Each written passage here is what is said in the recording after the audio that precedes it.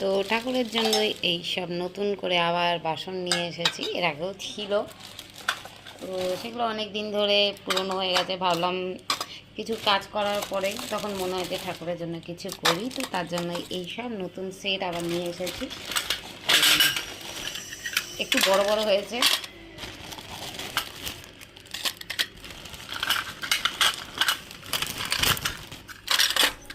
তোমরা বলো কেমন, তোমরা সবাই বলবে কেমন হয়েছে। আমি তো এগুলো নিয়ে এসেছি কারণ এর থেকে ছোটোটা অনেকটাই ছোট ছিল, আর এরপরে এই সাইজটাই ছিল, তো তার জন্য বেশি ছোট আনলেও খারাপ দেখাতো, ভালো লাগতো না।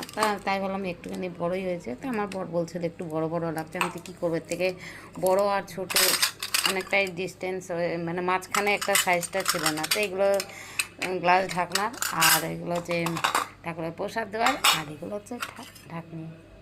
তা কেমন হয়েছে সবগুলো বলবে সবাই, কেমন হয়েছে এই ঠাকুরের জিনিস।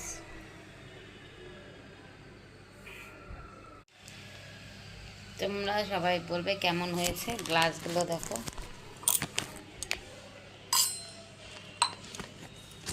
এই গ্লাসগুলো ঢাকনি, আর এগুলো প্লেট, ঢাকনি দেওয়া ঢাকার।